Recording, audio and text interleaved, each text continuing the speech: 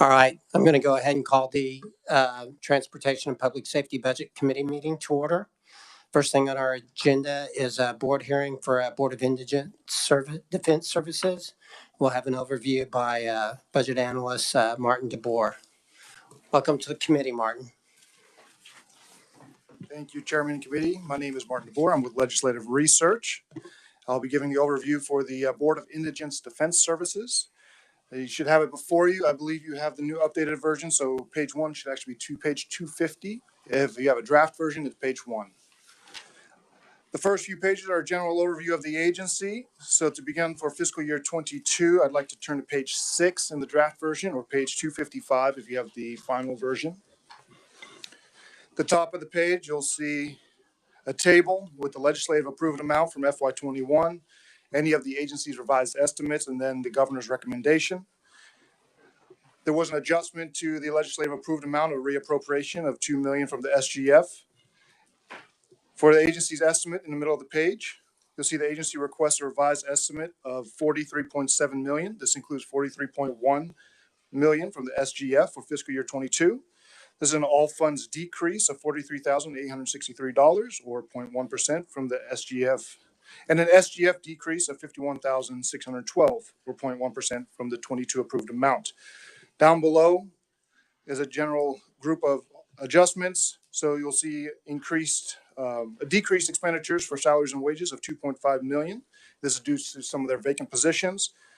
You'll see partially offset by increased expenditures for contractual services of $2.1 million, and this is primarily due to assigned counsel, and capital outlay of $278,000 for furnishings and equipment for their new hires.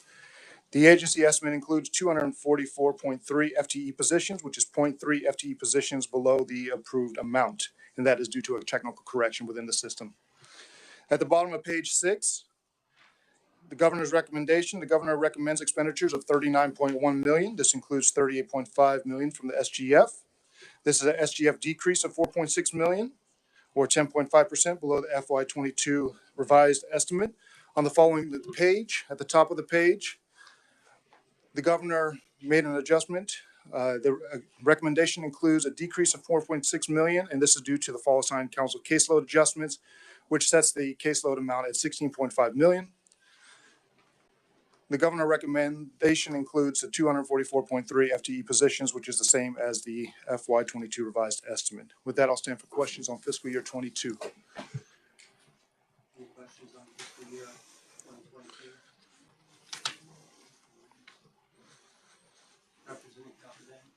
Thank you, Mr. Chair.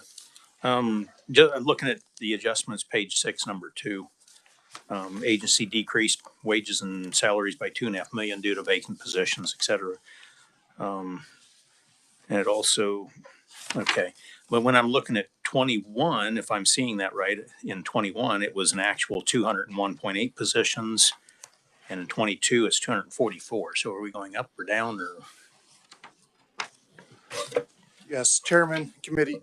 In last year's appropriation bill, there was $3.9 million added to the budget, as well as 45 FTE positions. So that's why you'll see a decrease. The agencies didn't fill a lot of those positions. So that's why you'll see a decrease in their expenditures for salaries and wages. If I may, I don't see the decrease. In 21, I've got 201 positions. And in 22, I've got 244. That's an increase of 43. So where's the decrease?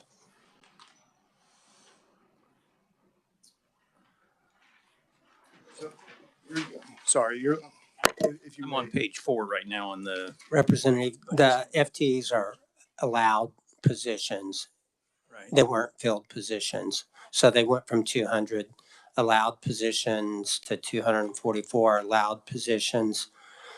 The reason they had the decrease in the salaries is for all of the positions they had. They're unfilled. Okay. Right. It doesn't show the number of filled positions anywhere on the document. Okay. I was just reading where it But it looked like they had decreased position count. So no, they didn't decrease. It went up 40. What was it? Roughly 45. So, but do help me with this. And I think you've already tried to walk me through with it once, but I get a little slow. So we decrease salaries and wages by $2.5 million because we didn't have enough. but then we increase contractual services by 2.1 million for assigned counsel. But then we go ahead and we turn around and decrease assigned counsel because of the caseload adjustment by 4.6 million. So I get a little bit concerned about why we had to do the increase if we were going to turn around and the governor was going to do the decrease Yes, Chairman Committee. by So, more than the 2.1 increase also. so just a little bit of a review. Last session, there was increased spending for assigned counsel due to the hourly rate proviso within the budget to increase the hourly rate up to $100 an hour over a statutory limit of $80 an hour. So additional funding was given to the assigned counsel program. So you'll saw an increase in assigned counsel expenditures. But at the assigned counsel caseload meeting, the numbers were reviewed and the governor's rec then brings that back down. So the agency's budget was submitted prior to that meeting.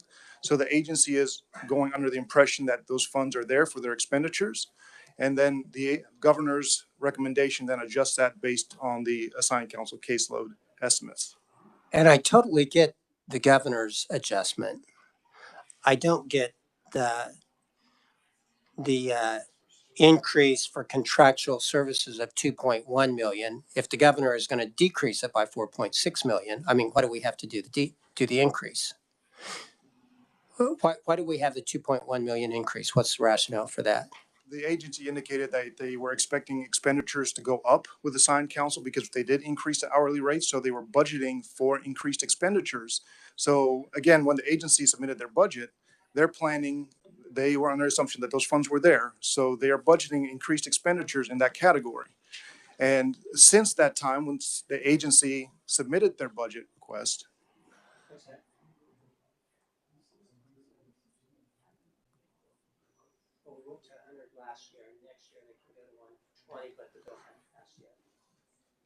Excuse me, I'm sorry.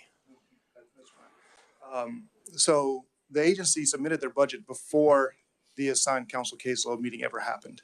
So, Right. so that's why you'll see in their budget, they are still going off of what was approved last year in FY21. So in their estimates, they were going to have increased expenditures in that category. So you'll see they budgeted an increased expenditure in that category. Right. You mean in September when they submitted their budget to the governor's office, they thought they were still going to spend an extra 2.1 million there. But I thought the caseload meeting was like is it November? October. And they got to submit their budget in September, right? Right. And they're $2.1 million off. That's fine. I mean, that's all I'm saying is we decreased the caseload in November, but we increased it in October. It seems like we've been closer at that point. Never mind. Any other questions for 2022? Let's move on to 2023 then. Thank you. Chairman. 2023 begins on page 9. We're on page 258 of the new final version. You'll see a table at the top with the agency's revised estimate beginning in FY22, any of the agency's adjustments or enhancements. You'll see the governor's recommendation there below. Those numbers correspond with the language below. So for FY23, the agency requests 59.1 million. This includes 58.3 million from the SGF. This is an all funds increase of 15.4 million or 35.2%, and an SGF increase of 15.4 million or 35.7% above the FY22 revised estimate. The agency has an enhancement request for recruitment and retention. This is 4.1 million to address the recruitment and retention issues through a pay scale adjustment. The agency also requests an enhancement of 8.1 million for ethical caseload staffing and support, as well as 88 FTE positions to address the chronic attorney caseload issues and insufficient support staff. The bottom of page 9, the agency has an enhancement request of 1.2 million and 12 FTE positions to expand the public defender's office and locate an office in the 7th Judicial District of Douglas County. On the following page, page 10 at the very top, the agency has an enhancement request for infrastructure upgrades. This includes $526,000 for anticipated ongoing maintenance of their new case management system and additional death penalty defense unit office space and cost for Westlaw upgrades and licensing video software program. The agency has an enhancement for assigned council rate increase. This is $3.6 million, all SGF, to fund the assigned council rate increase up to $120 an hour. And there was a catch-all of all other adjustments, and this deletes $2.2 million of SGF and $7,749 from special revenue funds from the FY22 revised estimate. And this is attributable to reappropriate assigned council fees, as well as capital outlay expenditures and new furnishings and equipment to fill vacant positions. Those happened in 22. They don't carry over 23.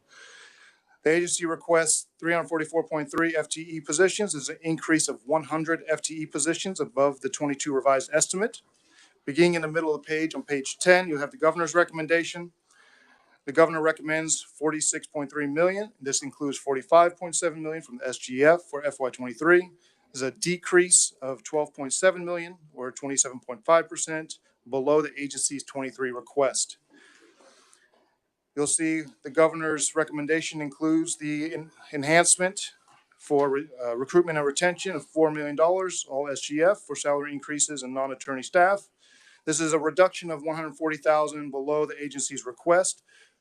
On the following page, on page 11, you'll see breakdown of some of the enhancement requests and going forward. So if you'd like some more information on these. Going back to page 10, they have an ethical caseload staffing. The governor does not recommend the agency's $8.1 million from the SGF and the 88 positions for increased caseload staffing. The governor does not recommend the agency's $1.2 million or 12 FTE positions for the expansion of the public defender's office. The governor recommends $316,712, all SGF, for infrastructure upgrades, and this is a reduction of $209,800 below the agency's request.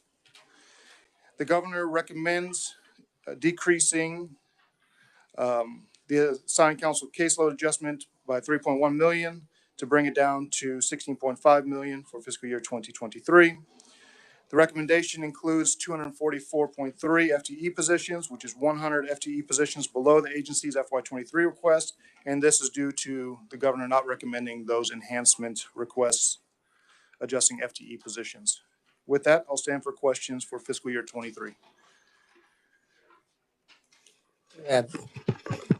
Questions for Martin? I think most of the questions we're going to have will be for the agency. Okay, thank you very much. Let's have the agency testify last, and let's get some of the other spoken testimony first. Do we have? It looks like we have spoken testimony. Joseph Molina with Kansas Bar Association. Joseph, can you go ahead? Are you written only? Okay. Do we have Sarah Plinsky with Douglas County Administrator? Is she written only? Okay. Merle Carver, Training Director with Bids. Is she written only? Okay. Do we have anyone else that's here that wants to speak as a proponent? We have neutral written testimony by Chief Justice Marla Lukert of the Kansas Supreme Court. And then we've got written testimony by Karen Arnold Berger, Chair of the Supreme Court Ad Hoc Pretrial Justice Task Force. So since we do only have other written testimony, we'll welcome Heather Cessna to the committee to talk about their request. Welcome to the committee, Heather. Thank you very much. This is Heather Cessna. I'm the Executive Director of the Board of Indigent Defense Services. And if it's okay with the committee, I'll jump right in and answer some of the questions that were asked here on fiscal year 2022 specifically.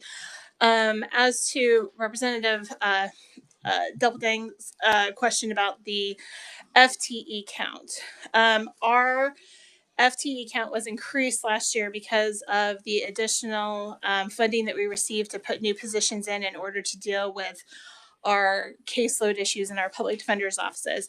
What has happened, however, unfortunately, is that while we have continued to fill positions, our turnover rate has continued to be so problematic as a result of our pay scale problems that we have not been able to get much traction. So even though we're continuously hiring and filling positions, we're also continuously losing positions. So that really goes to the enhancement that we've requested for fiscal year 2023 on our salary issues. So that's why you see that difference, and why there's the salary differences that haven't been filled, is because even as we filled some of those positions, other ones have been vacated. So we've had vacant positions open for the period of time during the year. As far as the assigned counsel caseload expenditures and adjustments for fiscal year 2022, one of the difficulties that we have been specifically dealing with this year is the combination of the fact that we know what our caseloads typically are supposed to look like based on our historical numbers of assigned counsel vouchers and the expenditures associated with those. But because of the pandemic and the court shutdown during a good portion of the fiscal year in 2020 and then in 2021, those expenditures were the actual vouchers that we were paying out on from those assigned counsel. So these are the private counsel that take cases and then submit their bills to us after their casework is done. Those expenditures were significantly less than what you would typically expect in any given year. At the same time, last year, we also increased our funding for our assigned counsel to go from $80 to $100 an hour in order to try to bring some of those assigned counsel back onto our panels.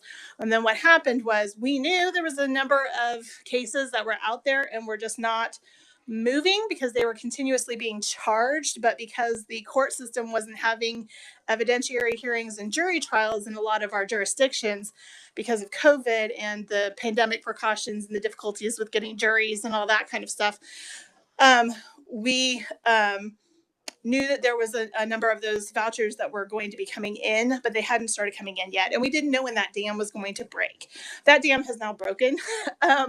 And at the time that we submitted our budget in September, and at the time that we had our caseload consensus meeting in October, those vouchers had not yet really started coming in from the casework that was being done over the summer, because those vouchers are not submitted until the casework is typically over. There is some interim billing, and we did allow some interim billing during COVID because of the delays that were happening in the court system. But for the most part, most of those vouchers now come in at the end of those cases. And so now we're seeing a substantially increased number. So based on that, we were anticipating there was going to be an increased assigned counsel cost because we knew the number of cases that were out there, but we just weren't seeing those vouchers yet. So that's where the combination of the additional money for the hourly rate going up, and then the difficulties with predicting because of COVID and not knowing when cases were going to start moving, impacted our assigned counsel vouchers for 2022. So I hope that kind of clears up what was going on there, because that is an unusual circumstance as a result of the pandemic. So you do your caseload studies in November and April, is that correct? Yes. So what's going to happen in April? I do think just based on and we can probably pull some additional numbers for you soon, but we have definitely seen an increase in the number of vouchers and the amount of outlay of payments that we've been making on our vouchers since that meeting in October. So I do anticipate that I don't know that we're going to make up the difference in what was taken out during the assigned counsel discussion in October, but I do think we're going to have increased numbers based on what our projections would be now going forward. So I'm trying to understand in plain English. Do you think that when you have your April meeting, you're going to ask for like a GBA for that, a caseload adjustment up? Or do you think there's sufficient funds in there to meet the caseloads? I think that we're going to have to look at it, because I'm not sure if the difference between what we're seeing coming in right now, or and what was already sort of taken out as part of the caseload consensus conversation, if we can back that off, or if we're going to have to ask for a governor's budget.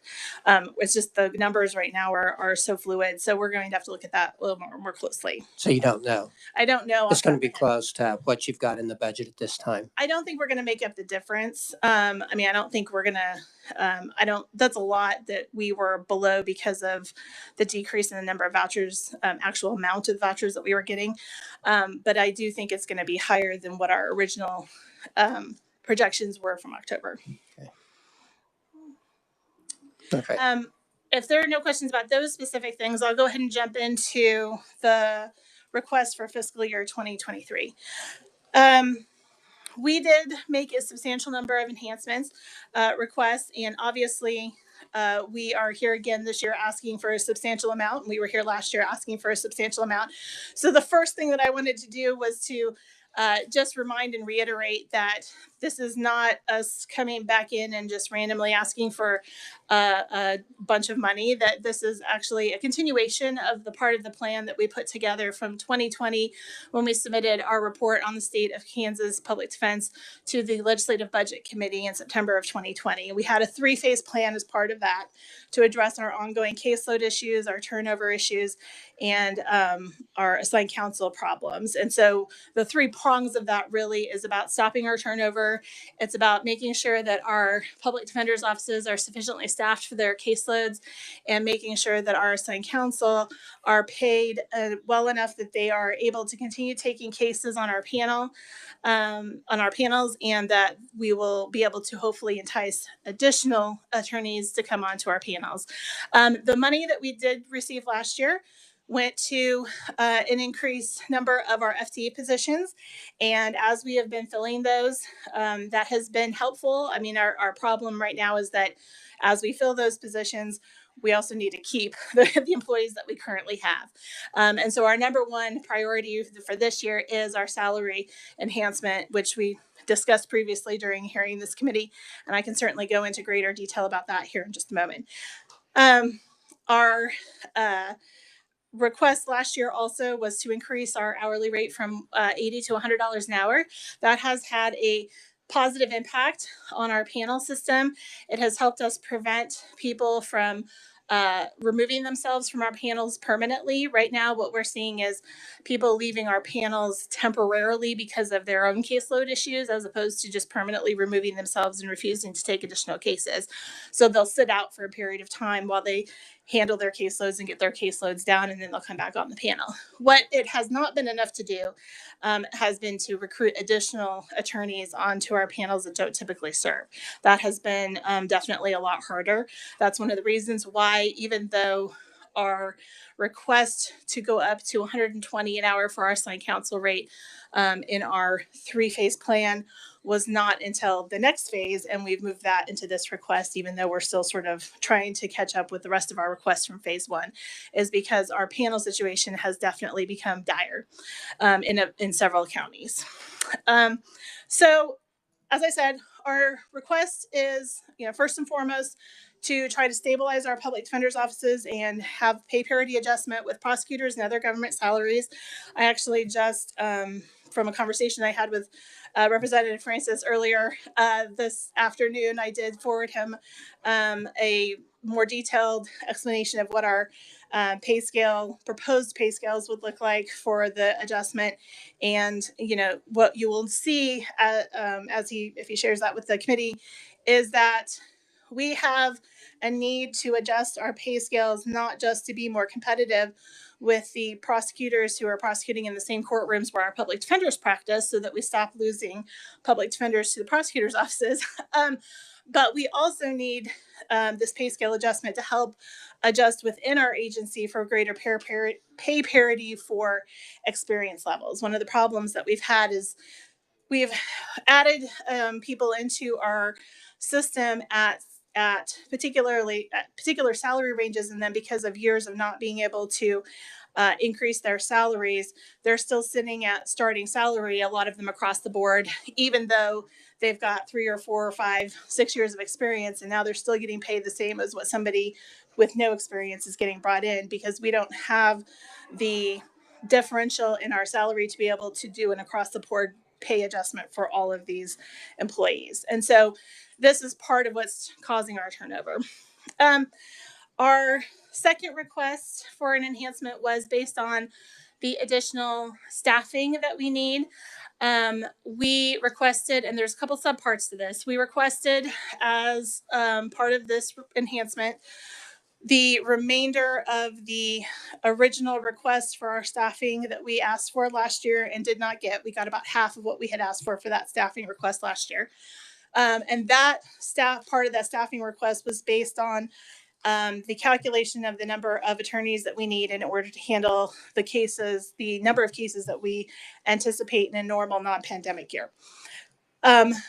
Right now, our public defenders are averaging 13 hours per case per attorney per year, which that's on everything from probation revocations all the way up to premeditated first-degree murder cases with life sentences. And I can tell you that as the professional ethics standards, 13 hours on high-level cases like that is absolutely not enough.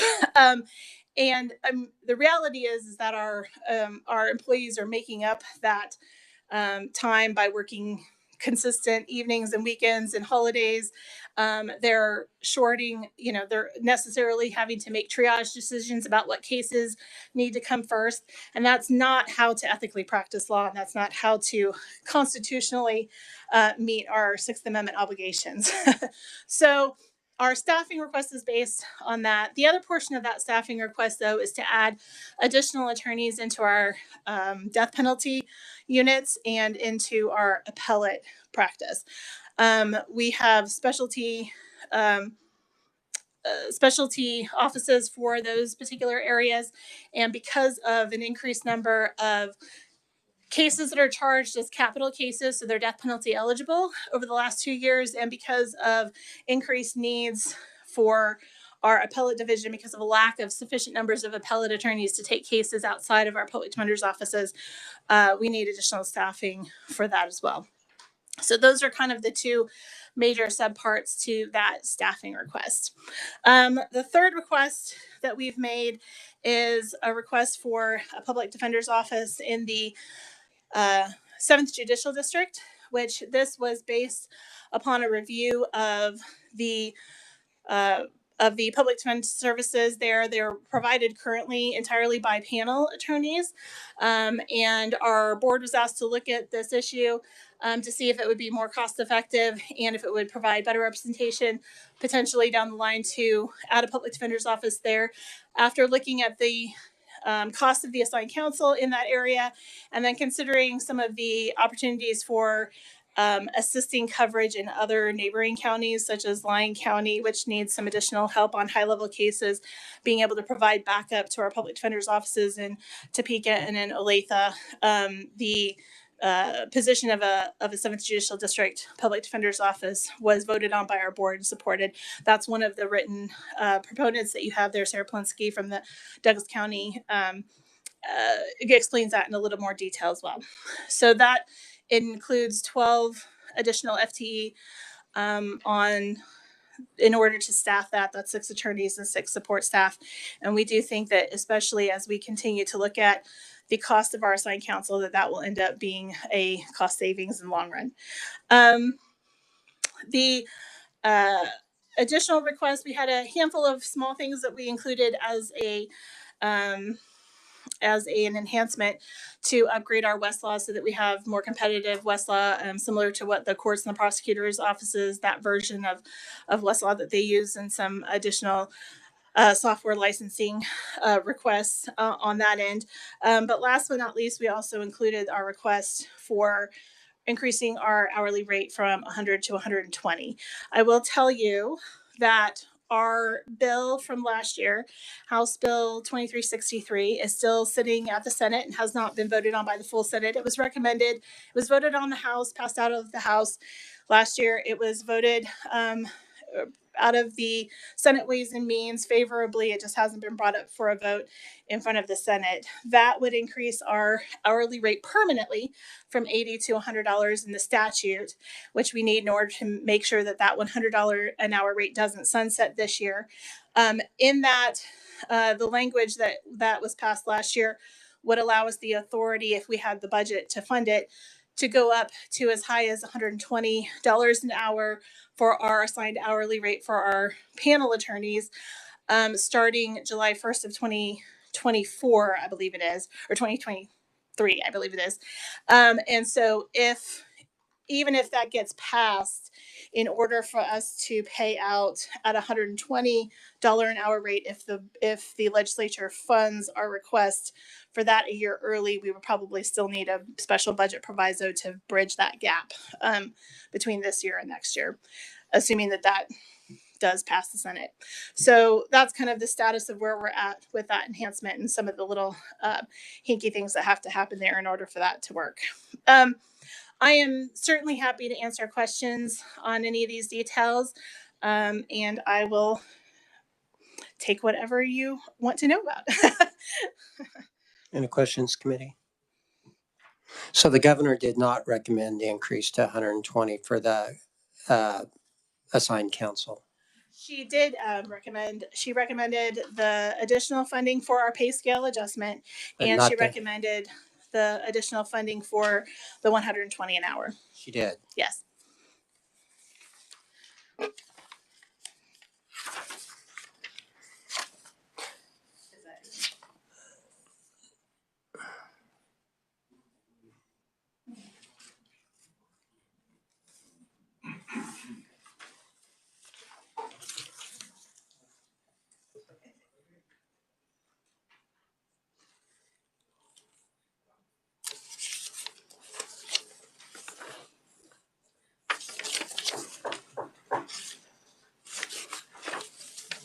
Go ahead, Representative Hauser. I'm reading. Thank you, Mr. Chair. Director, I was looking at this and I was kind of confused about this. Okay, if I'm looking here on this deal in you asked for an increase of 100 extra employees. And whenever I come down here and look at the governor's recommendation, is 100 FTEs below the request. So what's going on there? I'm kind of confused on that.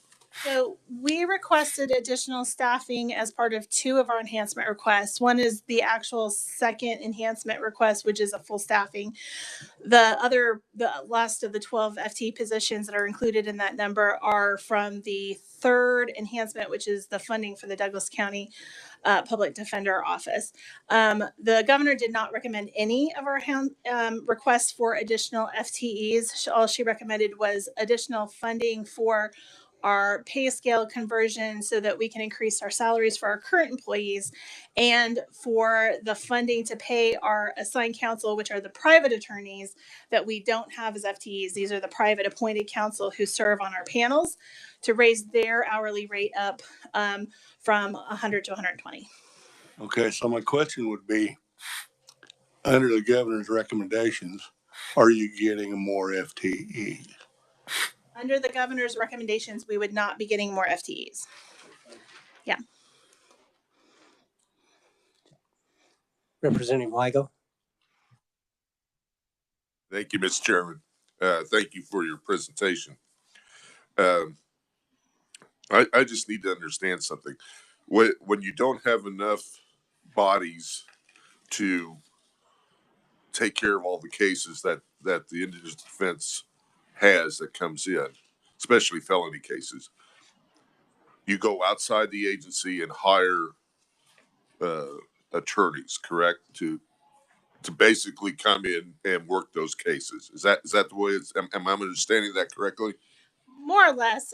It's a if we don't have enough attorneys that are working in our public defender's offices, or if we have a jurisdiction that doesn't have a public defender's office, then each of the judicial districts has to maintain a list of basically volunteer attorneys who've agreed to serve on that list and take appointments at a severely reduced rate. And so those are private attorneys who have agreed to take cases.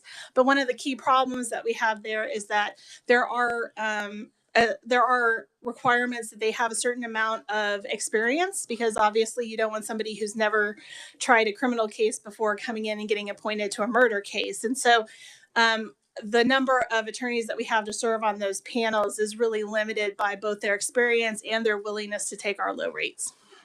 That kind of limits the pool then, right? When you're asking for so much experience in felony cases and murder, then Yes. I mean the pool shrinks at that point, correct? It shrinks significantly, and that's one of the problems, is that on the one hand we have to have experienced people to handle those cases, but on the other hand there are a lot less of those people around for those high level cases.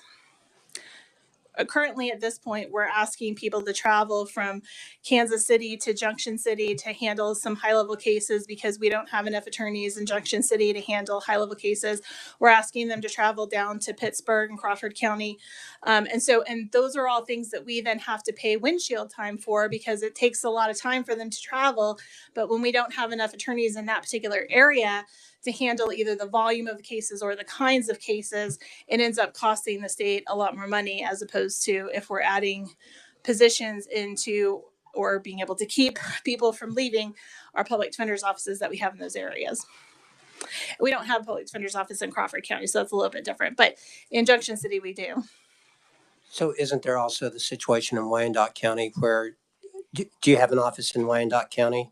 We do not. Our board voted to put an office in Wyandotte County, but that is not included in this budget. It will be part of the request for next year. But I guess I think previous testimony was that it wasn't cost efficient to have one in Wyandotte County because there was gang activity, which precluded you being able to defend the guys because there was a conflict of interest because they were all in the same gang. If I remember correctly, at one time that was the thought. I believe so, although we have multiple public defenders' offices in Sedgwick County where there's a significant gang database there and a lot of co-defendants in that respect. And we have 2 public defenders' offices there. So we have a main public defender and then a conflicts.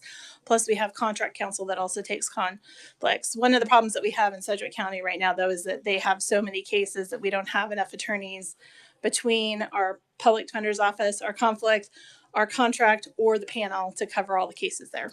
Yeah, I'm not trying to get into the Sedgwick County, but I thought that was the rationale at one time on why we don't have one in Wyandotte, because of those conflicts, and it made it hard to manage. But maybe I'm not remembering correctly. I also think that was prior to the state paying out multiple millions of dollars in wrongful conviction claims on some of those cases too, though. Has that just been in the last 2 or 3 years? Because that's been since the statute was passed a couple of years ago. Yeah. Yeah. Mm-hmm. Can I just follow up some real quick? So you have this list in the judicial districts that are people who sign and say, yeah, I'll take this case. But even those that have some trial experience and maybe working felony cases,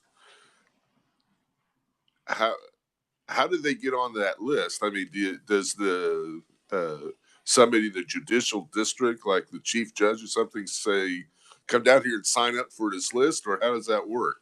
Yeah, so that's a great question.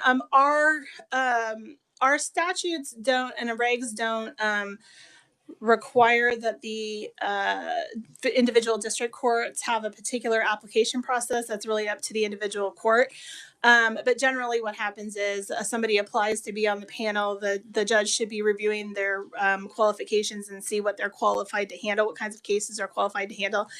If you've got somebody who is interested in handling higher level cases, but they're not particularly qualified for those yet because they haven't had enough jury trials, then a lot of times the court will work with us and the defense counsel to pair them with somebody who's more experienced so that we can kind of get them the experience they need so they can get qualified.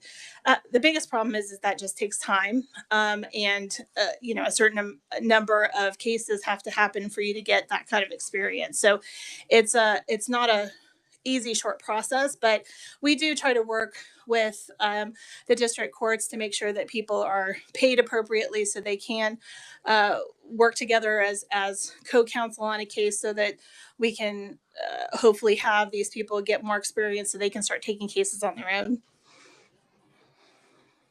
Thank you, Mr. Chairman. Other questions? So how's the implementation of the case management system going? So we are still working on that. We actually had started the process of trying to narrow down exactly what vendor we might want to go to, and some of that has gotten hung up because some of the people that we had working on that process with us have periodically turned over the course. So we've kind of hit some snags on that. We actually had a conversation just this morning during a meeting on a different issue with some of the staff from OITS to work with us on participating in that process so we can get that off the ground and start that process. Once we actually, I anticipate that we will be able to pick a vendor and start that process and get that moving. It still is going to take a period of time for the customization that was going to have to be done on a system in order to backfill all of our historical information. So even if we would have gotten an earlier start on some of this process without some of the turnover issues causing delays, it still was probably going to not be until next year before it's actually on the ground functioning in our offices. But I do anticipate that this next year we will be able to have that off the ground and we'll be able to get that actually the vendor and everything started this year before the end of What's the fiscal cost year. of that project? It was $150,000 for or estimate for the actual system itself with an ongoing $50,000 maintenance for the yearly maintenance fee for the cases. And has the RFP been developed yet?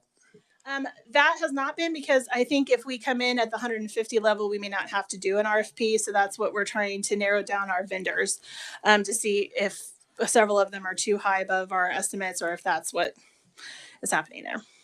And I don't know if it's in our stuff, but what are the location of your offices? So we have a number of offices here in Topeka.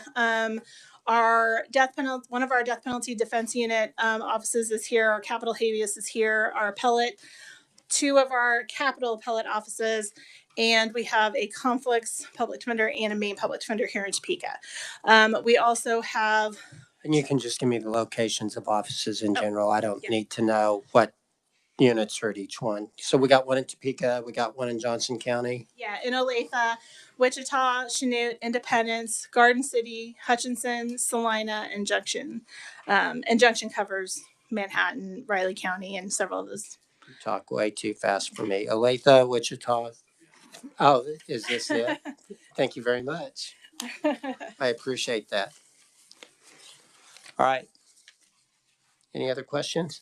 I do, committee, have some information on her on a detailed breakdown of the salary. I think it's kind of a salary progression plan. It's kind of different than some of the ones we look at. I'm still kind of sorting through it. I probably need to sit down with Heather afterwards to make sure that I'm understanding the pieces of it. It's like a 5 or 6 tab spreadsheet. I don't think I need the first 5 tabs possibly. The bulk of it is the public defenders. Well, and it's, there's the end result. I think the last one is the end result, but anyway, okay. And then, so what is your current, let's see, I think everybody has it in their sheet, but you currently have is it 53 vacancies? Total FT positions that are vacant is around 59, and 37 of them are attorneys. Is that, Yes. I'm reading right? Yes, and there's a number of those vacant positions that have identified potential candidates, and we're currently interviewing right now. This is actually the interview schedule for the law schools. So we're currently doing interviews right now with the law schools for additional positions to fill those that we'll hopefully be able to fill this summer as well. And I know I've discussed with this, we have the concept that your agency doesn't use much, but we have a concept of shrinkage in our budgets when we have habitually unfilled positions. That's not the concept that I'm trying to apply to here, but you're not going to feel, regardless of what salary increase you get when we get done with this deal, you're not going to fill 37 attorneys on day one, July 1. No, and And that shrinkage would be as we're phasing in those new positions. Yes, we will not have 37 positions filled on day one. One of the key problems that we've had in years past is that even though we have had consistent turnover, with the exception of this last year where I think everybody's having trouble with hiring in general, is that while we've had consistent vacancies open, usually been able to fill those fairly consistently, but then we lose other people out of other positions. So we have these kind of ongoing vacancies that contribute to our shrinkage. One of the problems that we've had in years past was that because of the interviewing schedule for potential law students has continued to go farther and farther back into their third year of law school. And so what happens is, like in last year, we interviewed during this time frame 8 different law students that we would have potentially hired, but by the time that we got to the end of the budget discussion in April and actually knew that we were going to have a consistent number of positions to be able to fill with those students, since they were taking the bar exam in July, so starting August 1st they could start practicing on temporary licenses, we had missed out on 7 of those 8 because of the timing of the budget for the legislature doesn't fall neatly with where we need to be with the interviewing process. And so even though I don't necessarily anticipate that starting July 1st, we're going to have all of these positions filled, my concern would be is that we do need to have some ongoing additional FTEs so that we have the flexibility to be able to participate in the hiring process on the timeline of the law schools and law students, Right. as opposed to then missing an entire season of hiring, basically. I don't think we're disagreeing here. I mean, I think you're trying to hire established prosecutors as well as law students. How many law students do you want to hire in the next year? If you, with your current FTE, the 244. Well, I think we would like to hire probably a third of those as new attorneys. We'd like the other 2/3 to be experienced. Realistically, it's probably closer to a half. So Just when we're because, looking at 36, you're saying 12. yes. Is that right? If you have 36 vacant attorneys right now, you're saying 12 of those you want to be new attorneys? Yes. I mean, traditionally, it's been harder for us to get those experienced people. With the additional funding that we got for the new positions from last year, we had a little bit more flexibility with some of the funding there to be able to pay experienced people to come back into our agency, and that has been somewhat successful. But the reality is that a lot of the people who are interviewing for these positions tend to be the less experienced. Right. So if you hire 12, according to the schedule of the law schools, you're going to be interviewing. And when will you start interviewing? We're interviewing right now. Right. But for next year, didn't you say you're already at the end of it and you've kind of missed out on 8 of the 9 that you wanted? No, last year we did because we didn't get the additional positions until later in April. So we're hiring right now for the positions that are currently vacant. We will also do another hiring process at the law school, specifically in the fall, which is usually around the August, September timeframe, That's what I'm to saying. fill more of those positions. So I do anticipate that we will have, we've already have some identified candidates to begin with for these positions, and the people that we're hiring from the people that we're interviewing from the law schools right now, because they haven't been fully interviewed yet or offered positions, they're not included in this count. So there would be additional people that we could hire there, and then. So you think you can have those 12 start July 1? I don't think that we're going to have them all start July 1 because they take the bar exam at the end of July. So it'll be closer to, August, September timeframe. And then, but we'll be doing interviews in August and September for students who graduate in December, and then also for students who are not graduating until next May. Right. That's what I would call the shrinkage. Okay. Does that help kind of understand the timing of what we're looking at? I'm hearing 2 things. I'm hearing, oh yeah, we've got as many as we want right now. And then I'm also hearing, oh, we're behind the 8 ball because we can't really hit new people until September and October. So I guess I am a little confused. When we're only going to hire 12, we're either going to hire 12 and they're going to start in August, or we're going to. I think the 12 that we would like to try to hire soon would be the lesser experienced people. We'd like to be able to fill more of those with more experienced attorneys and be able to bring them in. Certainly, if we are allowed to have our pay scale adjustment that would allow us to have better pay parity with prosecutors' offices, that bringing in of experienced people will be a lot easier.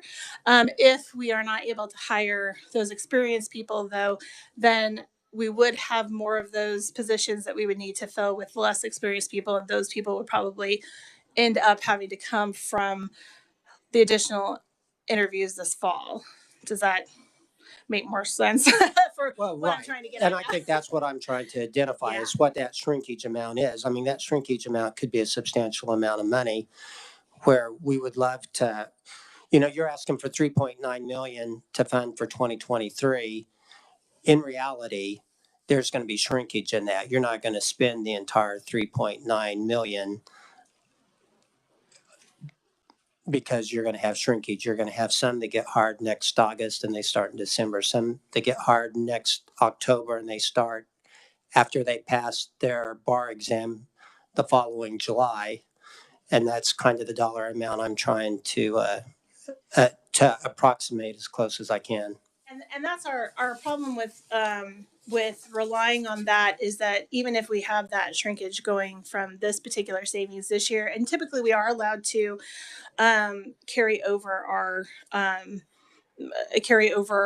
our leftover money at the end of the year. So even if we have some of that to help essentially take up the additional to cover some of like our pay scale adjustment there. The problem would be then going forward into the next fiscal year, making sure that we can cover those salaries without then having to cut funding from other programs that we don't have the same kind of excess in. I mean, this year is an unusual year that we have that much to carry over because of the issues with the additional funding that we got for new positions, and because of like our assigned counsel program being difficult to anticipate because of the pandemic effects on that side of things.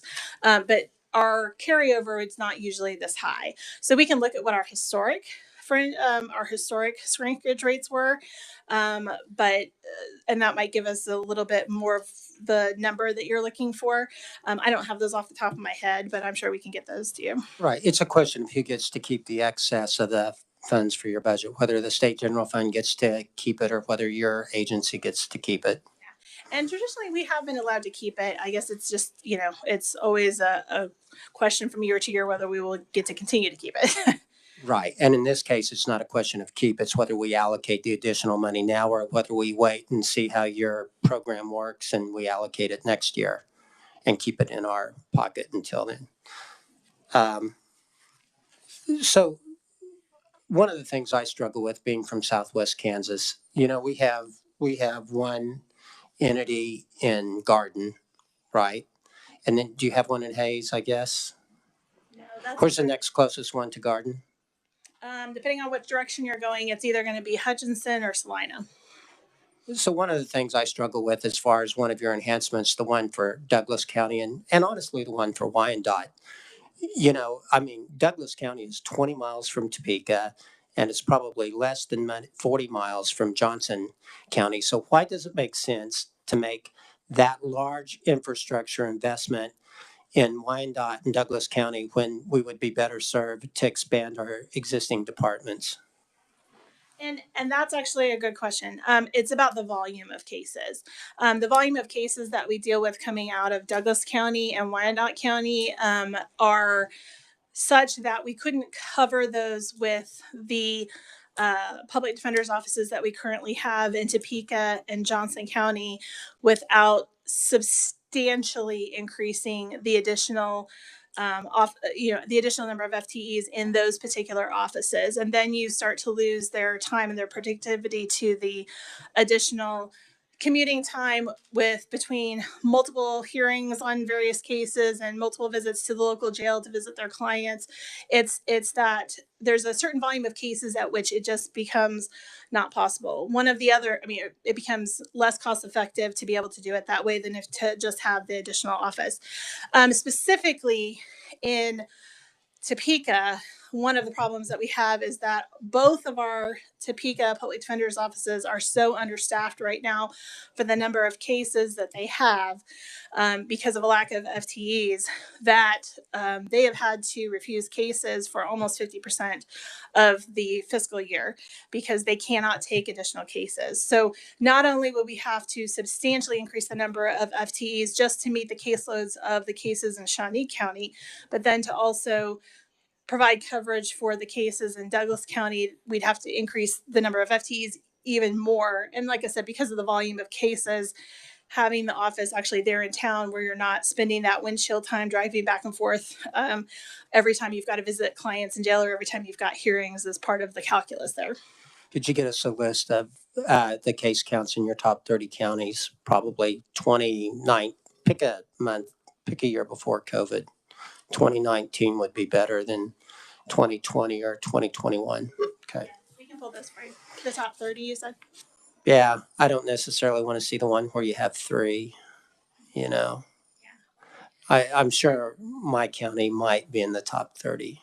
And just as a side note, one of the other issues that we're dealing with is trying to provide sufficient coverage for our more rural areas where even if they don't have the volume of cases of some of the areas that are closer to Kansas City, we still lack oftentimes in those areas enough attorneys who are on the local panels or in those local jurisdictions to handle the volume of cases if there's a surge, or have the experience to handle the high level cases as we see additional practitioners retire over the years.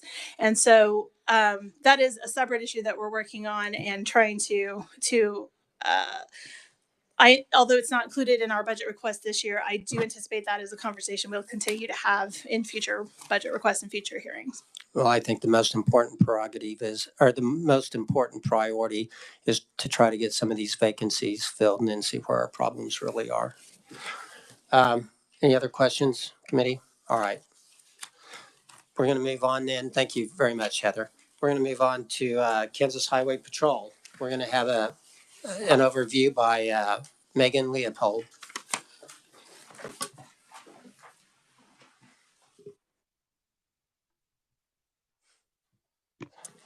Thank you, Mr. Chairman.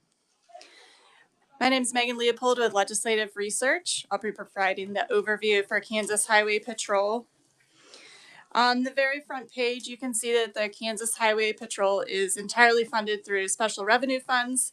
The one exception for that is in the governor's recommendation for fiscal year 22, which I'll talk a little bit more about here in a minute. At the bottom, you can see the executive summary for fiscal year 22. I'm going to go ahead and skip forward to page 6, which starts the fiscal year 22 analysis. On page 6, you can see that the agency has requested a revised estimate of $102 million. And again, that's all from special revenue funds. This is a decrease of $326,000. You can see that there were some COVID relief expenditures that were originally budgeted in fiscal year 21 that were moved to fiscal year 22, causing a slight increase. That was offset by decreases in capital improvement expenditures. This was due to the agency reviewing some of the budget estimates they'd already received and also removing a project for the Troop E storage building. The governor's recommendation for fiscal year 22 is $120.1 million. That's 18.1 million SGF above the agency's revised estimate.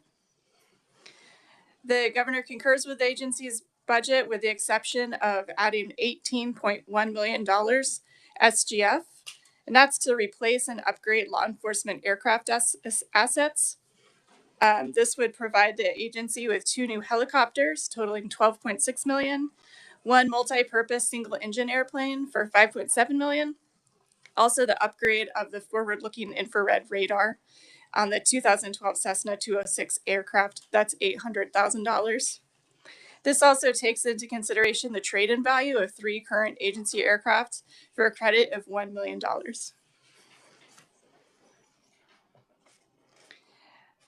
Skipping forward to fiscal year 23 on page 8. Fiscal year 23, you can see that the agency requests expenditures of $122.1 million. This is all from special revenue funds. This is an increase of $20.1 million. So the big picture of the budget is that the agency has requested this enhancement package of $18.1 million for the aircraft assets in fiscal year 23. The governor has recommended that that be funded in fiscal year 22. She's also recommending it be funded through SGF rather than special revenue funds as requested by the agency. Also, in the agency's request for fiscal year 23, you'll see that there's an enhancement request to establish an annual operating budget for the aircraft unit. That's $1.3 million. And then there were other adjustments totaling about $733,000. The changes made by the governor were the deletion of the $18.1 million for the enhancement. That's because she recommends funding it in fiscal year 22 rather than 23. There's also an addition of $3.6 million, and that's to enhance the career progression plan to enhance recruitment, retainment of law enforcement officers and state troopers. Finally, the governor did recommend the agency's enhancement request for the annual operating budget for the aircraft unit.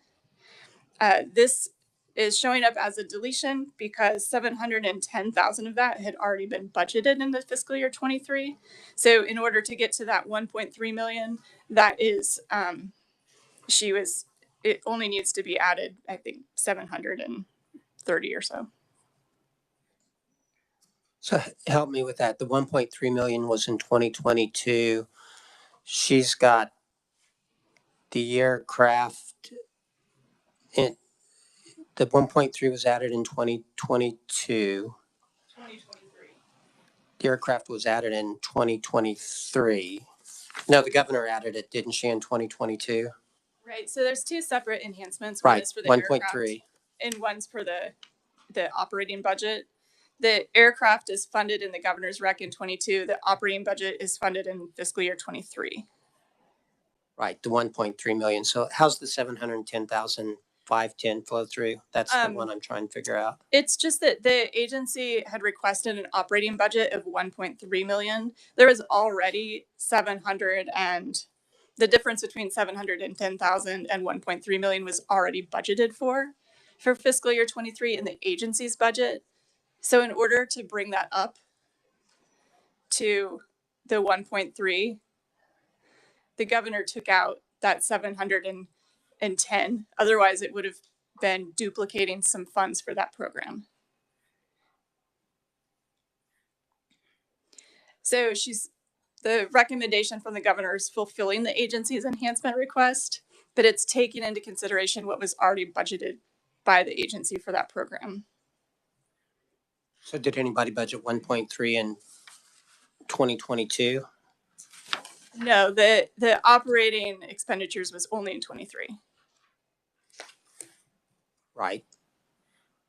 So the agency had more than 1.3 in 2023? No, they had about half of 1.3 already budgeted for. So in the governor's recommendation, she actually subtracted the difference between so the agency added 1.3. They had already budgeted a certain amount of that. So the governor subtracted the difference between those two. Okay, part of it was kind of, I don't want to say hidden, that says something else, but it was in their base budget. And then she added the 1.3. And then she realized that she needed to back it out to get to the 1.3. Okay. Thank you.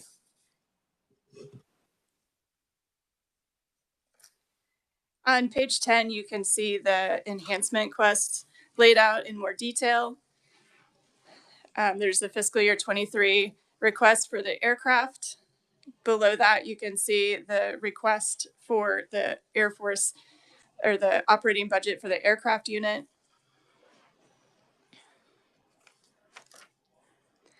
On page 11 is a table that categorizes the expenditures for the agency by program. And then the rest of the BA is divided up by program. The major expenditures and changes have already been discussed. But I will call your attention to the capital improvements that are on page 32. The governor did concur with the agency's capital improvements. The agency requested 1.4 million in fiscal year 22. This is lower of 462,000 decrease below the agency's approved budget in 22. This is due to the cancellation of the new storage building at Troop E, as well as some rebids that the agency and reprioritization that the agency has done with their projects. You can see that the Troop J Training Academy, which is projects greater than $50,000, is an agency request of $917,000. The agency has requested $132,000 also for Troop J training. That's for maintenance and repair. $145,000 for troop facility maintenance and repair. And then finally, $206,000 for Troop I scale repair and replacement. In fiscal year 23, the agency requested capital improvements expenditures of 1.1 million. And again, that's all from special revenue funds. This is a decrease of 275,000 below the 22 revised estimate. And again, in fiscal year 23, the governor did concur with the agency's request. I'm happy to stand for any questions. Questions for Megan? Okay, not seeing any. We'll move on to Colonel Jones with the Superintendent of the Kansas Highway Patrol. I would note for everybody that Representative Ellis has some information in the file about Capitol Police. Okay, welcome to the committee. Thank you. I think I'm on now. Thank you, Chair and committee members. I appreciate the opportunity to come and speak to you on behalf of the Highway Patrol in reference to our public safety budget here. Obviously, there's a lot of information to digest. And for that, then I've got some SMEs or some subject matter experts that will also be standing before you to give a little more detail. And so with that, I'd like to have Sherry Mackey, our CFO, come before you and give that presentation as well. Thank you.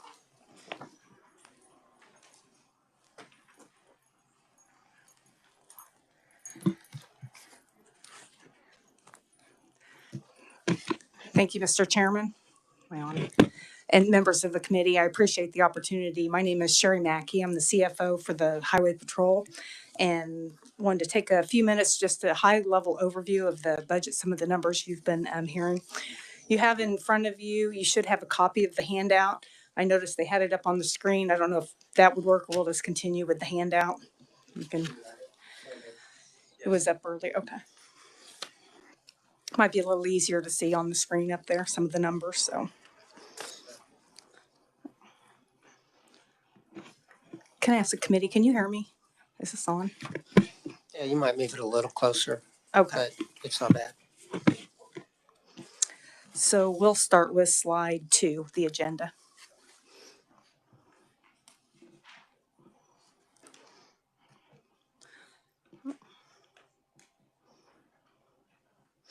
All right.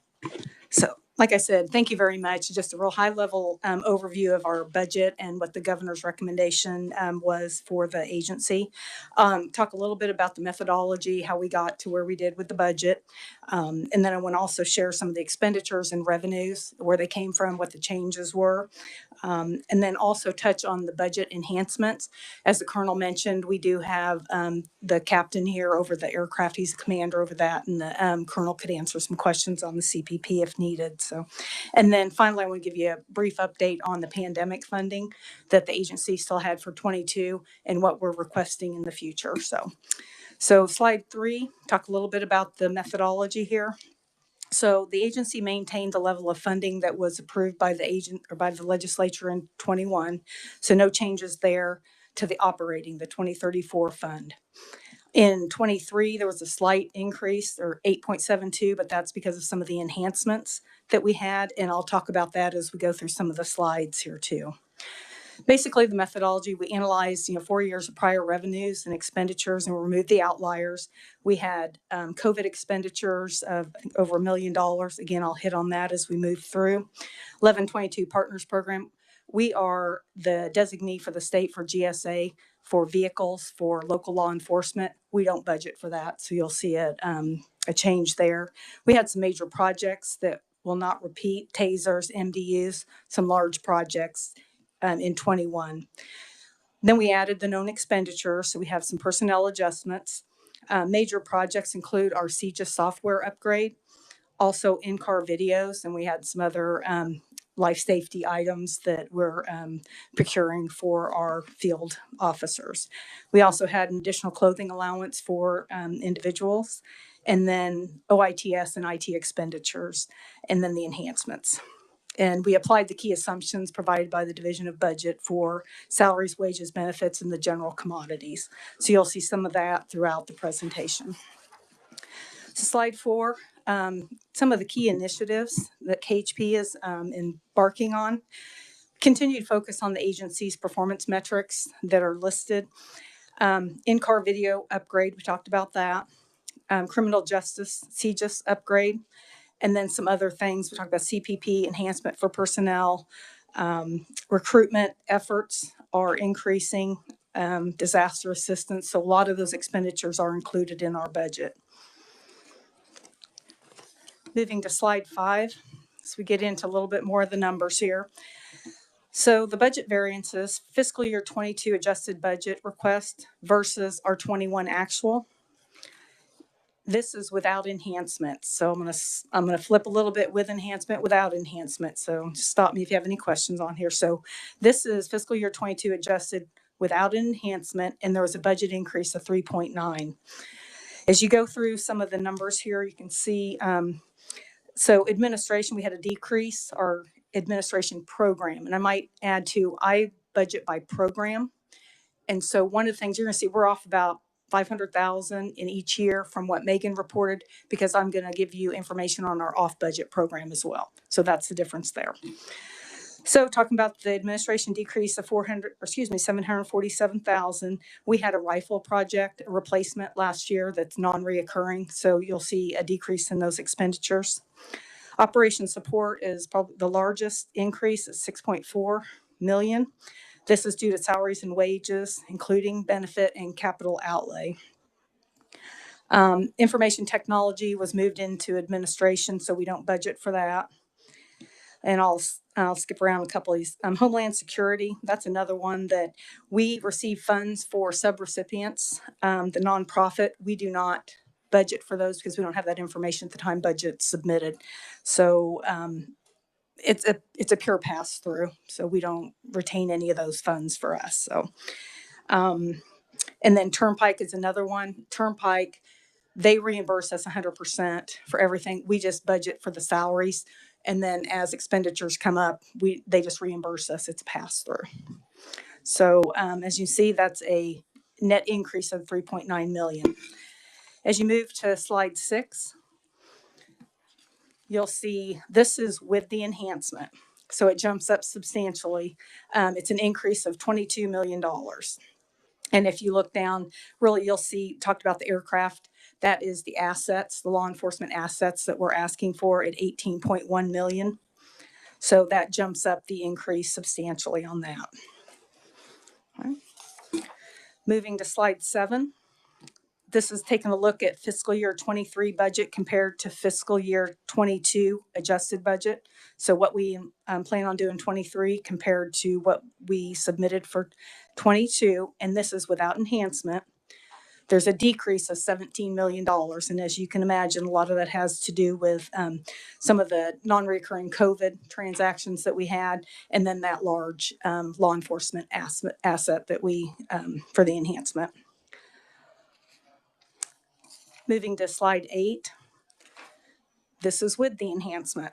So I know it gets a little confusing. So again, stop me if you have questions on this. But so now we have enhancements in fiscal year 23. So we took out the 18 million, and then we are adding in enhancements for the operation support of 3.5, just under $3.6 million for the CPP, and then talk about the aircraft operations. So that makes it a net decrease of $13.1 million. Those are the heavy hitters there.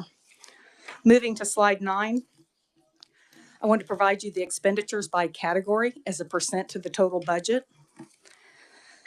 And on this slide, I have both fiscal year 22 without the enhancement, and then the second one to the side is with enhancement. So you can see the variations in our percent to budget. Salaries and wages have always been the lion's share, 68% without enhancement and 58% with the enhancement. As you can see, the capital outlay drove that percentage down. Aid to locals, that's some of the, talk about the grants that we have and providing local entities with funding. So 4% without the enhancement, and then drops at 3% with. Capital improvements, 1% across the board, doesn't vary much there.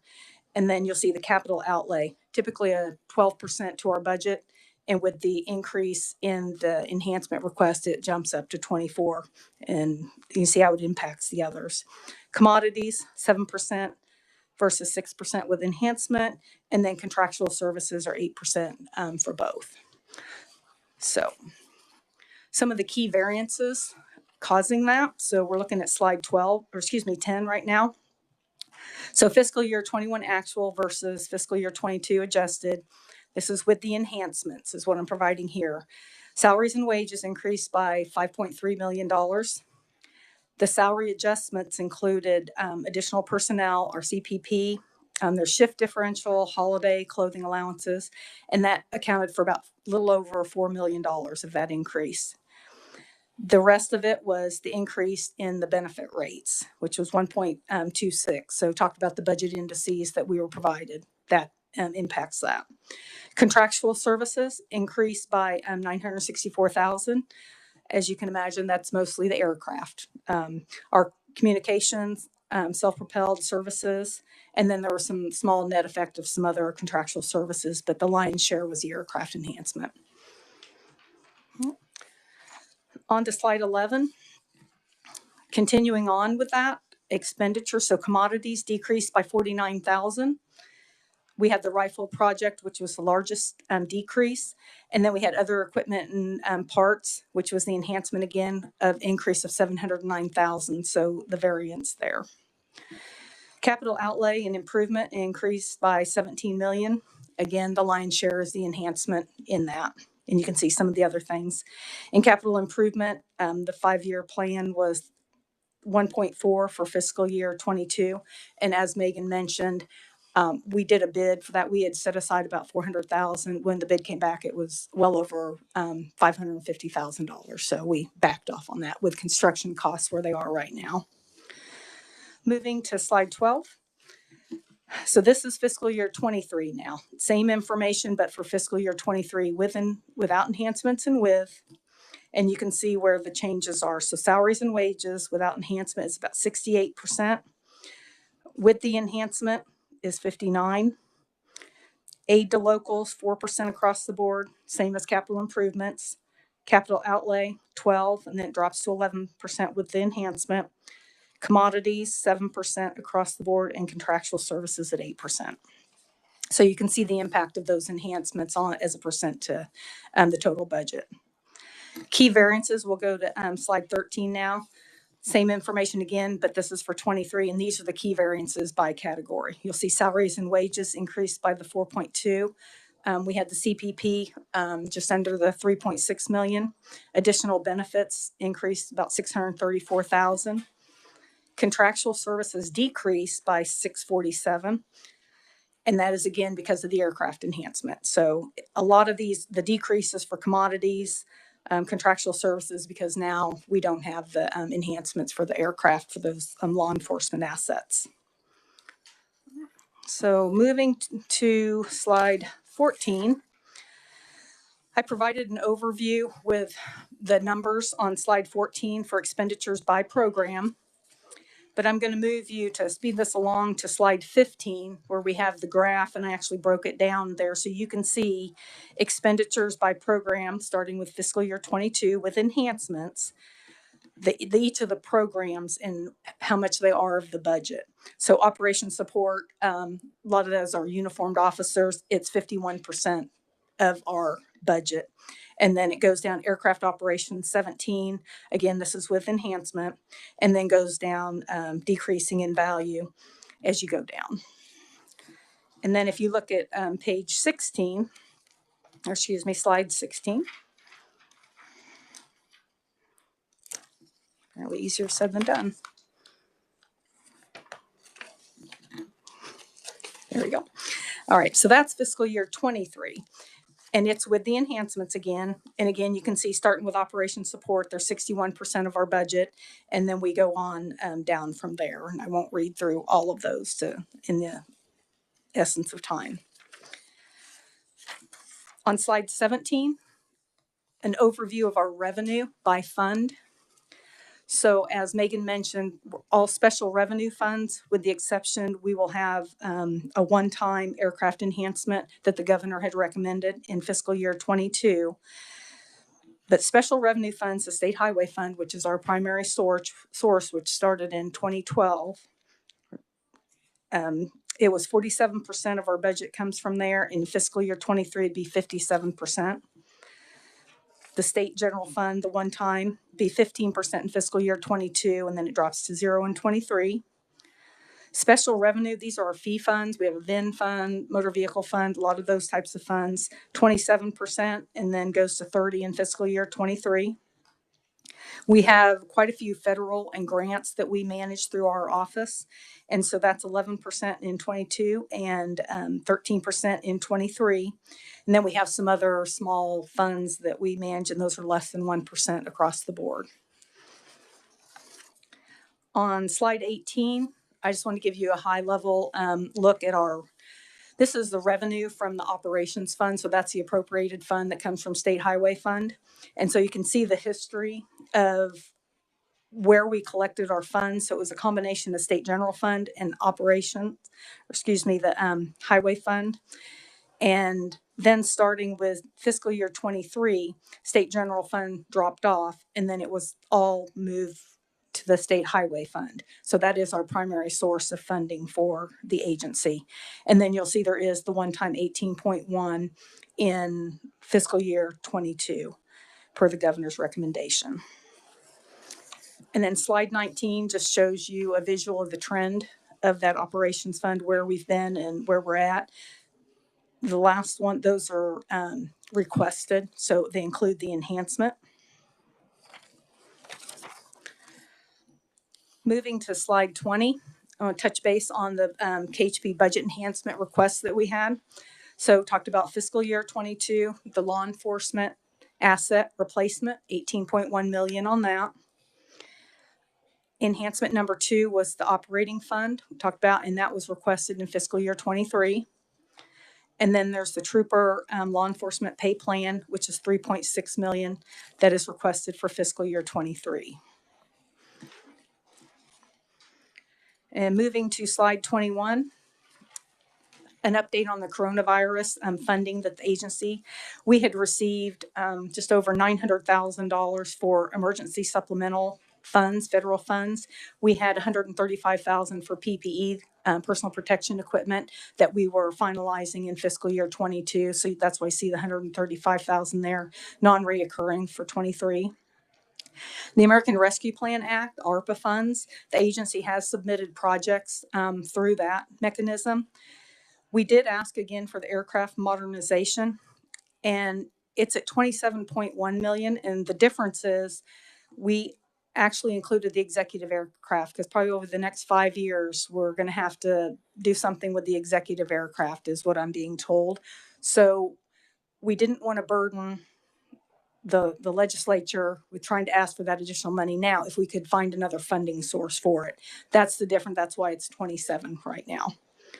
The statewide interoperability communication system, the radios, our communications troop is actually working with KDOT, so it would cover part of KDOT as well as KHP, and we've asked for that. I won't claim to know all the technical part of that, but anyway, so. And then the capital improvement to the KHP Law Enforcement Training Center. You saw the capital improvements, it's starting to consume a lot of our dollars for that. And we're finding more and more projects. Construction costs, as everybody knows, are going up. So we were seeking out any possible additional funds that would help with that. It's a central location. It's great for meeting, distributing PPE. So we're hoping we'll qualify for some of those funds for that. So with that concludes my presentation. I stand for any questions the committee may have. Representative Delperdane. Thank you, Mr. Chairman. Do you have a copy of this available? I do. It's just a question. I'm on yours going through. I'm tracking everything perfectly, with one exception. And whether we're talking enhanced or not enhanced, I understand that. But on this, on page 11,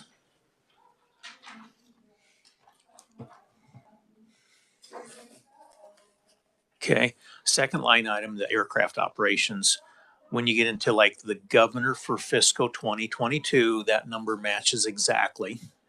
But then on agency for 2023, it's 22 million and some, but I don't find that number on your document. And I understand if the equipment or the aircraft are purchased, it reduces, but I don't see that big number for 23. So that's the increase with the enhancement for the the aircraft fund. Do you find it on there? And if so, just point it to me and I'll be quiet. No. For 23. Mr. Chairman, I think the reviser may have a comment here. Go ahead, Megan. Chairman, if you look on page 14 of the budget analysis is the program breakdown for aircraft operations. That might be helpful. That demonstrates where that funding shows up. The chart at the top of page 14 shows how that amount goes up for the governor in fiscal year 22 and then back down. Right. Yeah. But on page 11 for the 23, it does not go down. It actually increases to 22,256,000. So in 23, we are asking for the 1.3 million for the operating fund. Understand? Okay. Understand? Yeah, I'm tracking your numbers exact. I'm just for some reason we're going. I would think that 22 from the governor, the 20,916,117, which you have on your chart, should reduce down to roughly 2.8 million the following year, because that's what you were tracking at. But for some reason, we're increasing it. If I'm understanding where you're saying, so the governor recommended in 2022 the 18.1 million or whatever it is, Right. and then And the agency didn't recommend it. See, for agency 2022, they're at that 2.8 million. There's a $600,000 difference without a doubt. I think that's the additional funding for the operations. well, if I may, Okay. the governor recommended the 18.1 million. I got that. And with that included for 22, it should equal, according to this, 20,916,117. And that tracks perfectly. But then back to this under agency 2023, I'm not finding the numbers. That's Well, see, the agency didn't recommend it in 2022. They recommended it in 2023. right. So you got to compare the 2916. You got to compare the 2.816117 in 2022 to the 3.445 million in 2023 See that? of the governor's. See, that's the agency's 2022 is what is comparable to the governor's 2023, and I think it's a 600,000 for the increased operations or something. Might not be. Yeah, Mr. Chairman, you're right on that point. And then Representative, I would need to talk to Megan because I think I'm seeing the same thing. I think Okay. you are. I think the enhancement didn't come out of the 22,256,213. I think that number possibly, and I don't want to step on Megan's toes on this, we just need to confer. I think that number needed to be either 3.445 or Yes. 2.856. Yes, I agree. Okay, and I just need to, And if I'm wrong, that's fine. I'm just trying to understand it, but no, I there's a think question it could be possibly something that I'd provided to Megan that maybe we didn't understand, but I think you're correct. We are not asking in fiscal year 23 for another 22.256 That's what this shows million. like. Yeah. Okay. But if you want to give it, we're okay with that. Yeah. Okay. Oh. Should I make a motion or? Okay, so what I don't understand is you didn't ask for it in 22, you asked for it in 23, but the governor asked for it in 22, right? Yes, sir. So I guess I'm struggling now to see what the problem is. So explain to me what the problem is again, just so I'm tracking. So, Mr. Chairman. Yeah, I'll let her do it because I On- think she's got it nailed. On there. slide 8, if you look about halfway down, we'll go on here. So you see the aircraft operations. Yes, so aircraft operations, fiscal year 22 adjusted budget with the enhancement, the agency, and it concurs with what KLRD reported, we'd ask for 20.916117. That includes the 18.1. Okay. Because if we didn't have that, it would be 2 million some. All right, then if you slide over on that same line on the agency's presentation, what we had requested is the 2.856 for aircraft. And then the governor, which that was another little tricky scenario for a 5 o'clock on Monday. They are giving us another 589, Mr. Chairman, like you had said. So then that bumps it up to 3.445703. And that's where I need to talk. So then when you look over here on KLRD's, it's showing the agency is still asking for 22,256,000. And I think the 18.1 maybe, and then the difference of the 300 just didn't get taken out of that. Well, I think when you go back to page 8 on Megan's deal, that 710,510 somehow plays into that because when you add those two numbers together, it's the 1.3 million. And that's another little tricky. I was working with Division of Budget, and if I can try and explain that a little without confusing, but so I think I just need to talk with Megan on the other 22 because we are not asking for 22 million in 23. So how it was explained to me, so the aircraft is currently getting the $600,000 transfer from our fleet fund. So that's already going in there. We are asking for 1.3 million, so it's an increase of the 700,000, as Mr. Chairman said. So instead of just showing a whole new transfer of 1.3, they changed the funding source of that 600 from fleet to be the state highway fund. And then we needed the new 500 and some to make the difference. So it's 1.3. There's nothing new there, but they just changed behind the scenes, if you will, for the funding. Instead of fleet, it's going to be highway fund, and then new funding is the 500. So that makes the 1.3.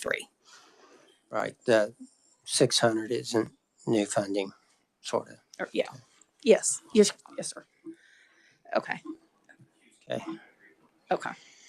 All right. I know you got more. Oh, that's it. Okay. You're going to make me be that. Okay.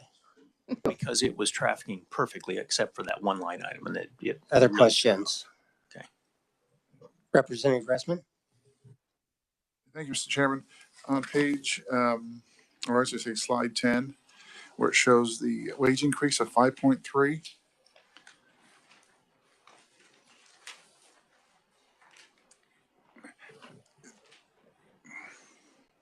Yes, sir. And that's fiscal year 22 versus what was actual in 21. Wage increases were 5.3 million. And so we have CPP. So that's effective as of January 9th, what the new increase, the legislature was kind enough to award that last session. So it's those increases. Plus we had an additional clothing allowance for all the uniformed officers for cleaning allowances. And then just benefits and all that make up that 5.3. So have to help me out here. Last year we passed 2.5% for 1 year, and then another 2.5% for this coming year, I guess, 2023. So there was 2.5% increase in the last one. Part of that program went into effect January 9th of this year. But we do have an additional enhancement for CPP for fiscal year 23, which the governor concurred with. No, sir, because this is 22 versus 21. Oh, okay. It gets a little confusing. I apologize. And then another question, if I may, about differential pay for different parts of the state, where like in Kansas City, where it's a little more expensive to live versus Western Kansas, where it's not as expensive. Is there anything in the budget that allows for, lack of a better word, kind of differential pay? The reason why I ask is because I get emails on those from the troopers asking if there is something like that. Yes, sir. I do the shift differential from timing. It's not shift differential. It's like a cost of living increase Yeah. for different areas. I have not budgeted for anything like that. I can defer to the colonel if that's even been discussed. I'm not aware of it. To answer your question, no, we do not. It's the base pay of a trooper in Kansas City is the same as one in Goodland. So there's no Another difference. question too: if somebody gets transferred from one part of the state to the other, does the state pick up their moving expenses? Yes, if it depended on how the transfer is. If we have a program that allows individuals to move about the state, and it's a volunteer transfer. So if someone, if there was a need, say in Southeast Kansas, individual wanted to move there beyond the agency move there, they volunteer to move that. The expenses that they incur are on their own, but we allow that transfer. Otherwise, if we don't have that position available, it goes to a new employee or a promotion. A promotion obviously is paid for. Representative Delperdane. Thank you. And I don't know if this is for Herman or Beck. Okay, page 9 of this, and it's the career progression plan. The 3.6 million was referred to. Is that monies that's already on their pay plan for 22, or is that moving forward? That is money for fiscal year 23. 23. So they have not received it at this as of today. No, sir. Okay, that's what. Okay, thank you. So to capitalize on that, so in the January 13th Kansas Register, there's a change in pay grades for numerous classifications in the Highway Patrol. I don't believe, because of the way it's worded, it says, for instance, Highway Patrol Master Technical Trooper job classification on the steps of pay grade 32 indicated below is hereby approved effective January 9th, 2022. Why is the wording like that in the Kansas Register if it's something that's already existing? I mean, you don't have to do that for a step increase. It's part of the progression. Unfortunately, I can't answer that. I'm not 100% sure why the language. I know it was part of what was allowed and approved by the legislature. I don't know if the colonel has an explanation for. But we didn't approve a pay plan last year. We approved a step that was part of your progression plan already, which wouldn't require a publication in the register, I don't believe. So what happens is when, if there is a pay plan or so, CPP is separate. And as has been in the past, whenever an increase has gone for state employees, Highway Patrol has been excluded. Therefore, it has to go through an executive order to make that happen. And for that, by the contract of from the association or so, there were those increases that were included with that or agreed upon. So with this increase here, it had to go through an executive order to make it happen. So When was that increase approved? I believe it was in last session, right? Yes. I thought we approved a one-step increase last session, a 2.5% increase. according to the pay progression plan. I believe, again, my correction, my understanding of that was when that went through, the troopers or the highway patrol was excluded for that. That's why we had to go through the executive order to make it happen. Just the language that, I'm sorry. This Kansas Register is talking about changes in steps of pay grade and on what steps they are based upon length of service. I believe this is the typical of what happens when an individual reaches a certain stage or their years of service there. That's it shows the increase of what they receive at that, according to the plan. Right. And this is effective as of January 9th of 2022. Yes, that went in effect because it hadn't gone through from the previous year. So it went into effect to start for this year, actually. But it's only, my understanding of what we passed last year is everybody, according to the pay progression plan, got one step, a 2.5% increase.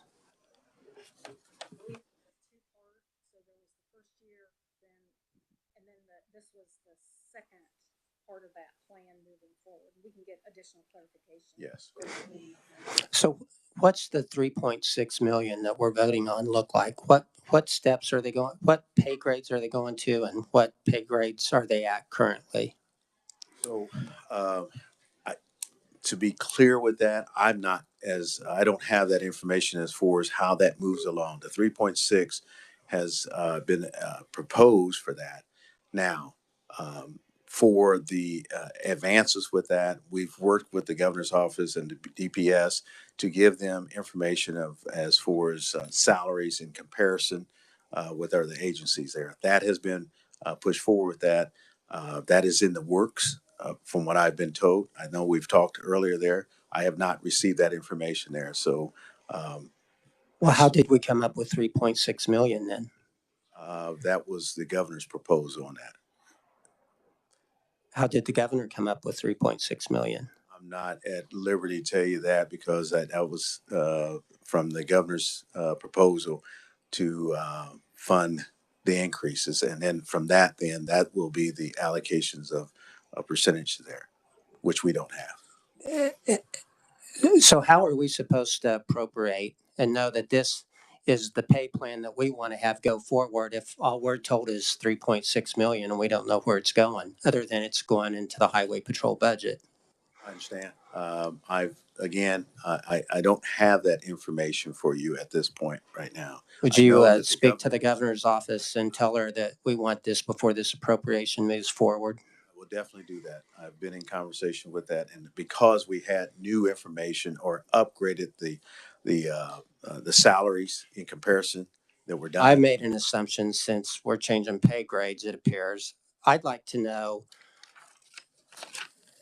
another thing that I would like to know is what the pay grade was for these classifications prior to this implementation.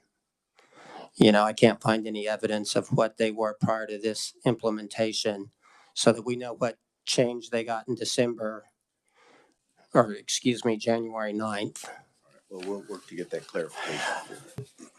On the airplanes, when you order the airplanes, when you get the authorization to get that, how long before the delivery of the airplanes?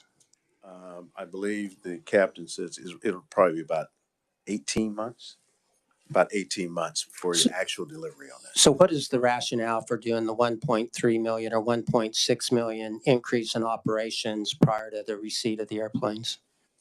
I think the captain can speak to that, but I know there's some training that goes along with the as we upgrade to those type of things right there, and also the equipment upgrades that go along with that as well. So, yeah, what do we need 1.3 million 18 months before we get the airplane? Hi, I'm Jason Van der Ride, the captain over the aircraft unit. The 1.3 in fiscal year 23 would cover the costs that lead up to receiving the aircraft. That would be hangar facilities, personnel training, the increased insurance coverage that's going to lead up to all the preparation to receiving, and then begin operating them as soon as we receive them. So why do we need insurance on planes that we don't have yet? Because there'll be a time period from when they come out of the factory, they come out primer green and they get outfitted with all the equipment. We have to start covering those with insurance immediately as soon as they come out of that factory during that build up process. So they may come out of the factory in 12 months, or they may, 12 to 14 months, and then they'll take an additional 6 to 8 months to be outfitted because they have to put on cameras, paint them, put seats in, radios, everything. They have to be outfitted from front to back. Right, I understand that some of that can happen, but you say it could be as much as 12 months before they come out of the factory. That's the best estimate that I have, talking with the sales reps, because the aviation market is all over the board right now. We're estimating from the time that the RFP goes out, we're looking at 18 months until we take delivery of a fully functional aircraft. So I understand you've got the 600,000 to maintain the existing planes, and so it's only a 700. Is that right? 600,000 is the current transfer. Can you give us a detailed breakdown of the 700,000 that you anticipate in costs next year? Okay. When we go and we look at the, thank you. When we look at the other ARPA projects for 2022, what's the, excuse me? It's page 21 of the presentation. One of the things that we like to do as part of our presentation is to express our support for projects that you're going for ARPA if we feel like it's important. So what's the $5 million we're doing at the Academy? We'd like a little more detail on that. Thank you, Mr. Chairman. So there are several projects so right now there's a concrete cap. So where delivery trucks come in, there's actually a tunnel, if you will, that things run underground. It's starting to chip and starting to fall in. So we feel like it's a huge risk. At this point, it's probably close to $1 million with engineering studies and actually replacing that. With an old facility, you can imagine, we're a little worried what happens. The electrical and plumbing in the dorms and in the gym, that's another thing we had a study do. And I think those are probably close to over $500,000. Excuse me, I think one actually was 700,000. And we haven't even opened a wall yet. So that's what they're estimating. So that's in there. Then there was also, we are doing some roof replacement because the wind, but that's different from the capital improvement. And then we also had the elevators. So the elevators right now aren't meeting code for load. So those were well over $500,000 to get those replaced. And we had 2 of those out there. So it's just that type of kind of HVAC type stuff. And just that facility is getting old. And the fees that we get in the training academy, we aren't keeping up with getting those repairs done with our capital improvement. So it's rehab, repair, and Yes, modernization. Yes, sir. Okay. Can you work on that a little bit, Megan, to make sure that I have the right language on that? And then when we're talking about the statewide interoperability of the communication system, is that an 800 megahertz system? Is that right? Or a 700 megahertz system? I can tell you it's radios. And Yes. so maybe the captain understands, but it's something like that. So we're analog and digital and all that I mean, stuff. are we changing our frequencies, or what are we working on there? It is a digital system, and the interoperability is that our system that we have now is outdated. It's beyond service right now. We're holding on, and that's from the communication center in Salina, as well as all of our handheld and mobile units in our cars there. Currently, we have some radios that are well beyond their service there. So it's a process of that, not only for our agency, but it's for other agencies as well that come into play for KDOT and other local information. Right. That we're able to work into that right now. What megahertz is that? Do you know? I can tell you right off that right there. So It's a P25 trunking system, and they Right. operate on 700 and 800 megahertz system. Right. It's the one that was put in about, 10 or 15 years ago? There's multiple phases to the project, but yes, that's the base system that it started from. And are we going from an analog to a digital, or are we already digital at the moment? We're already a digital system at the moment, but there's multiple phases to that system. What do you mean by multiple phases for the system? I guess I'm not following you. I don't understand the different phases to the Okay. radio tech stuff, but I know there's multiple phases as that system has progressed. There's multiple stages to go forward. So modernization and upgrade. Okay. Mr. Chairman, we do have the presentation available that we submitted with the ARPA that I can provide to Megan, so you can look through that for the radio if you want it. Oh, I just want to kind of understand if I get asked questions about why. And none of these items are in your budget at all, except for the airplanes. Yeah, and just the law enforcement aircraft. So we did not put the executive in there. So that's the only thing in our Right. budget. We just asked for ARPA on the Okay. other. And that's important, Megan, when we come up with that language, we handle them different. Representative Weigel. Thank you, Mr. Chairman. How many other state agencies are trunked into the KHP system? I mean, like Wildlife and Parks, are they part of that system? And It would be multiple agencies such as that, KBI. I think Department of Corrections has a part of that right there. So, and a lot of local agencies as well rely on the system, the statewide system or so. what I'm asking is are all of their systems, all of their radios going to be upgraded then as well when all this goes into effect? Well, they will have to have some type of a system that comes in. It either is able to, I'm trying to say, truncate or communicate with those. Some do, some don't. Definitely for our agency, what we have is the system itself needs to be able to have the interoperability, be able to communicate with that. Well, That's what's there. that's what I'm getting at. Like, are these Motorola? I mean, just for Motorola systems. So would say Parks and Wildlife or KBI also have to use the Motorola systems to stay so that they can talk to each other with you, right? Yes. So their agency would have to buy those as well to be compatible with KHP communications. Some of those radio systems, they will have to buy to be able to communicate with that. I know for sure our agency, as well as KDOT and some of the others, will be in there. I can't address that right off without being able to get our SMEs on that right there. So, but the information is that have it interoperability so they can communicate. Some agencies have newer equipment already that's ready to go. It's just that our system is not there and capable of doing that. All right. Thank you, Mr. Chair. Representative Delperdane. Thank you, Mr. Chair. I wonder if I could ask a question to the aircraft operations here. You brought up an interesting issue. The radio system you guys are using now, you'd mentioned 700 to 800 megahertz, or somebody did, but is it currently that and you're just changing from analog to digital, or are you changing frequencies? Or do you not know? I don't know. It's a digital, what they call a P25 trunking system across the state.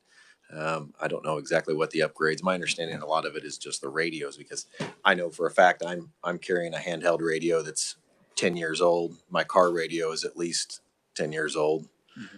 So some of those, desperately need replaced. Okay. The reason I wanted to ask you while I had you here is I'm hearing that same frequency spectrum being tossed around in another committee as part of the 5G upgrades on cell phones that possibly are affecting aircraft. And any insight on that from just experience with where your, I believe it's altimeters or something are running in the aircraft?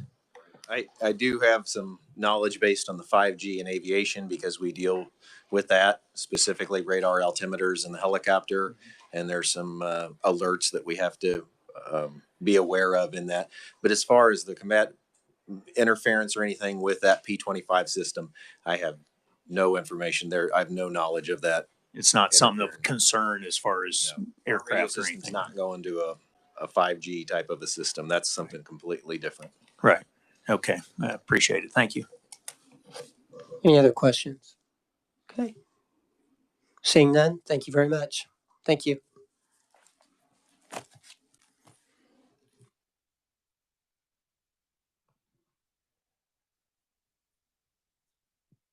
Is there anything further for the committee?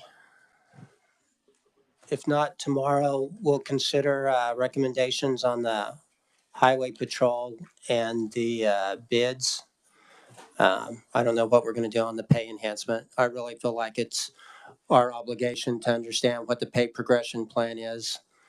And I don't know what we're going to do on that. You know, we are the appropriators.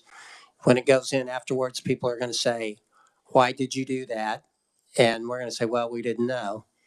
And I'm really struggling with that. So I would hope that we can get something out of whoever's holding this up. I thought I had a better understanding of it than I did. I'm still not sure I understand the January 9th Kansas Register thing, but I guess we'll do some additional digging on it. So if there's nothing further for the committee, we're adjourned.